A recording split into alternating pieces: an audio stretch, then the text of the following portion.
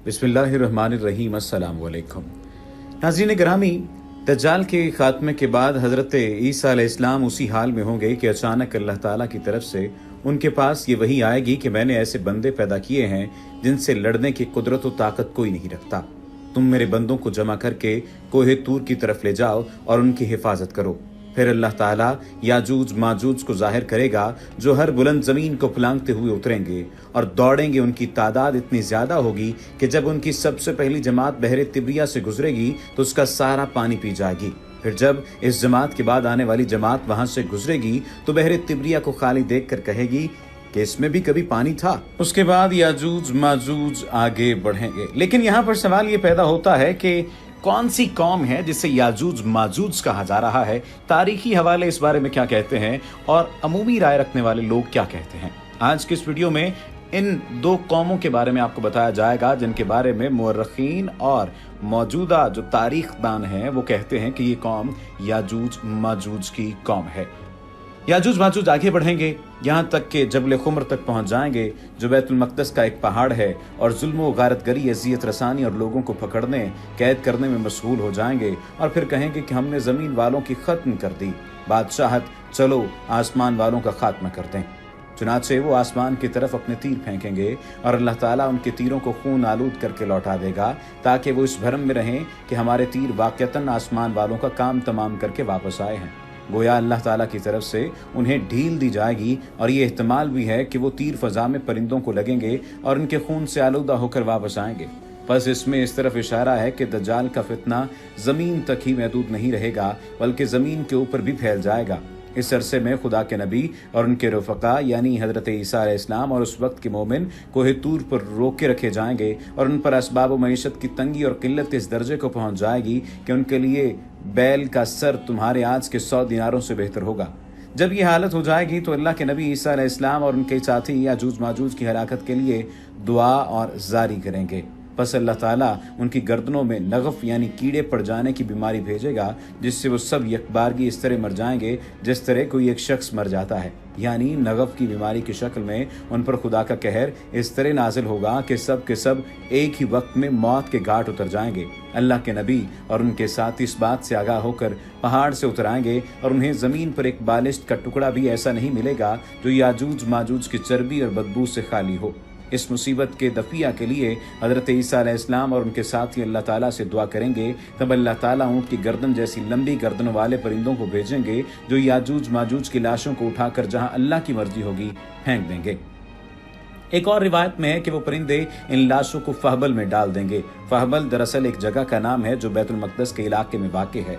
दूसरे मानी गड़े के हैं और एक मानी पहाड़ से गिरने के हैं। और मुसलमान याजूज माजूज की कमानों, तीरों और तुरकशों को 7 साल तक चलाते रहेंगे। फिर अल्लाह ताला एक ज़ोरदार बारिश भेजेगा जिससे कोई भी मकान, खा वो मिट्टी का हो या पत्थर का और खा सौफ का हो, नहीं बचेगा। वो बारिश ज़मीन को धोकर आईने की तरह साफ कर देगी। फिर ज़मीन को हुक्म दिया जाएगा कि अपने फलों यानी अपनी पैदावार को निकाल और अपनी बरकत को वापस ला।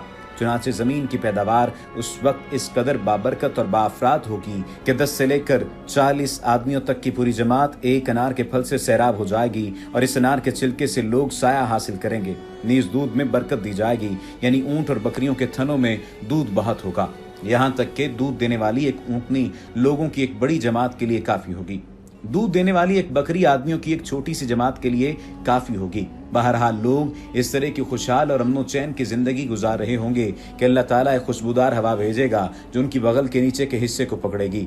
यानी इस हवा की वजह से उनकी बगलों में दर्द पैदा होगा और फिर वो हवा हर मोमिन और हर मुसलमान की रूह कब्ज़ कर लेगी और सिर्फ बदकार और शरीर लोग दुनिया में बाकी रह जाएंगे जो आपस में गिद्धों की तरह मुख्तलित हो जाएंगे और इन्हीं लोगों पर क़यामत कायम होगी। इस पूरी रिवायत को मुस्लिम रहमतुल्लाह ताला अलैह ने नकल किया है। अब सवाल ये पैदा होता है कि याजूज माजूज किसकी औलाद से हैं, ये हैं कौन? सही ये है कि याजूज माजूज आदमी हैं या फिर बिन नूह की औलाद से हैं। बाज़ों ने कहा आदम अलैहिस्सलाम का नुतफ़ा मिट्टी में मिल गया, इससे पैदा हुए, मगर ये कौल महज बेदलील है। इब्ने मरदोया और हाकिम हुज़ैफ़ा से मरफ़ूअन निकाला कि याजूज माजूज 2 कबीले हैं। याफिस बिन नूह की औलाद हैं। इनमें कोई शख्स उस वक्त तक नहीं मरता जब तक 1000 औलाद अपनी नहीं देख लेता। और इब्ने अबी हातिम ने निकाला आदमी और जिन्नों के 10 हिस्से हैं, इनमें 9 हिस्से याजूज माजूज हैं, 1 हिस्से में बाकी लोग हैं। काब से मनकूल है। याजूज माजूज के लोग कई किस्म के हैं, बाज़े शमशाद की तरह लंबे, बाज़े तूलो अर्ज दोनों में 4-4 हाथ, बाज़े इतने बड़े कान रखते हैं कि एक को बिछाते एक को ओढ़ लेते हैं। और हाकिम ने अपने अब्बास से निकाला, याजूज माजूज के लोग एक एक बालिश्त के हैं, बहुत लंबे, उनमें से वो हैं जो 3 बालिश्त के हैं। इब्ने कसीर ने कहा कि इब्ने अबी हातिम ने इनके अशकाल और हालत और कद्दुकामत और कानों के बाब में अजीब अजीब हदीसें नकल की हैं जिनकी सनदें सही नहीं हैं। मैं कहता हूँ कि जितनी सही हदीसों से साबित है वो इसी कदर है कि याजूज माजूज 2 कौमें हैं आदमियों की, कयामत के करीब वो निहायत हुजूम करेंगे और बस्ती में घुस आएंगे, उसको तबाह बर्बाद करेंगे। रही ये बात कि याजूज माजूज के किसी शख्स का ना मरना जब तक वो 1000 अपनी नस्ल से न देख ले, ये भी मुमकिन है कि उसी वक्त तक का बयान हो जब आदमी की उम्र 1000-2000 साल तक हुआ करती थी, ना कि हमारे ज़माने का कि जब उम्र इंसानी की मिकदार 100 बरस या 120 बरस रह गई है। आखिर याजूज माजूज भी इंसान हैं, हमारी उम्रों की तरह उनकी उम्रें घट गई होंगी। अब ये जो आसार सहाबा और ताबईन से मनकूल है कि उनके कद्दो कामत और कान ऐसे हैं, उनकी सनदें काबिल एतमाद और सही नहीं हैं। और जोग्राफिया वालों ने जिन कौमों को देखा है उन्हीं में से 2 कौमें याजूज और माजूज हैं। अल्लाह खूब जानता है कि वो कौन सी कौमें हैं। बाज़ों ने क्यास से रूस और तातारी यानी चीनी और जापानी कौमों को याजूज माजूज कहा है, बाज़ों ने अंग्रेज़ और रूस को, मगर अंग्रेज़ी कौम कोई बड़ी तादाद की कौम नहीं। रूस, तातार, चीन, जापान ये दोनों याजूज माजूज हो सकते हैं। मुस्लिम की हदीस में है कि याजूज माजूज बहिरा तिबरिया से गुजरेंगे, इसका पानी तमाम कर देंगे। इमाम अहमद की रिवायत है, जिस बस्ती पर गुजरेंगे उसको तबाह कर देंगे, जिस पानी पर से गुजरेंगे उसे पी जाएंगे। मुस्लिम की हदीस में है, वो कहेंगे अब ज़मीन वालों को तो हम मार चुके, लाओ आसमान वालों को भी मार दें। फिर आसमान की तरफ तीर मारेंगे, अल्लाह ताला उन तीरों को खून से रंग कर लौटा देगा। इब्ने जरीर और इब्ने अबी हातिम की रिवायत में है, वो कहेंगे अब हम आसमान वालों पर भी गालिब हुए। एक हदीस में है कि वो ज़मीन के सब जानवर, सांप बिच्छू तक भी खा जाएंगे और हाथी और सूअर भी। उनका मुकदमा अलजैश शाम में होगा तो साका लश्कर का आखिरी हिस्सा खरासान में, लेकिन अल्लाह मक्का और मदीना और बैतुल मक़दस को उनसे बचाए रखेगा। ज़ुल्करनैन को ज़ेर बहस लाने के बाद दूसरा मसला याजूज माजूज के तय्युन का है। मुफस्सरीन और मुअर्रिखीन इस्लाम ने रुतबो याबस रिवायात का वो तमाम ज़ख़ीरा नकल कर दिया है जो इस सिलसिले में बयान की गई हैं, और साथ ये भी वाज़ेह कर दिया है कि चंद रिवायात के अलावा इस सिलसिले की तमाम रिवायात व खिराफात और हफ़वात का मजमुआ है जो अक्लन नकलन किसी तरह लायक एतमाद नहीं है और इसराइलियात का लायानी तुमार है। इन तमाम रिवायात में कदर मुश्तरक ये है कि याजूज माजूज एक ऐसे कबाइल का मजमुआ है जो जिस्मानी और मुआशरती एतबार से अजीब व गरीब ज़िंदगी के हामिल हैं।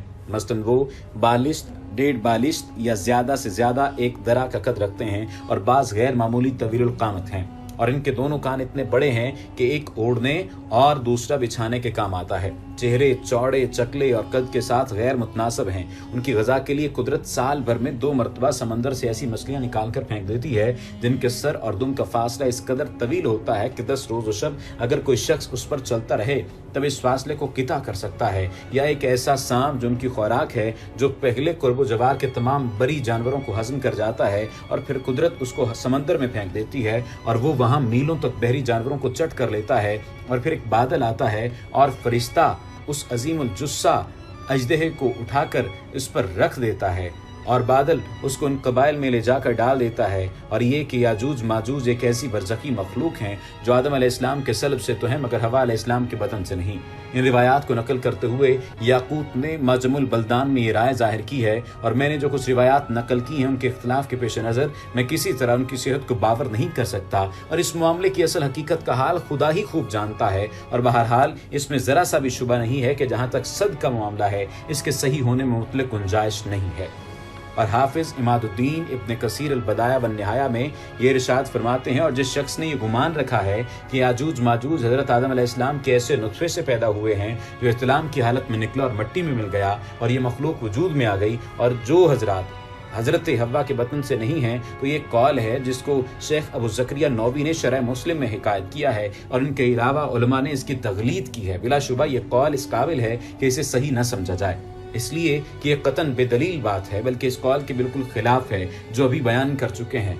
कुरान से ये बात साबित है कि कायनात की मौजूदा इंसानी मखलूक का हर फर्द हज़रत नूह अलैहिस्सलाम की औलाद में से है। इस तरह ये कौल भी गलत और बेदलील है कि याजूज माजूज अजीब व अजीब मुख्तलिफ शक्लों और मुतज़ाद का दुकामत की मखलूक हैं। बाज़ इनमें से इतने लंबे हैं कि गोया खजूर का बहुत तवील दरख्त है, और बाज़ बहुत ही कोताह कामत, और बाज़ के कान ऐसे हैं कि एक को बिछाते और दूसरे को ओढ़ लेते हैं। سو یہ تمام اقوال قطعاً بے دلیل اور محض اٹکل کے تیر ہیں، اور صحیح بات یہ ہے کہ وہ عام بنی آدم کی طرح ہیں اور انہی کی طرح شکل و صورت اور جسمانی اوصاف رکھتے ہیں۔ وما علینا الا البلاغ المبین۔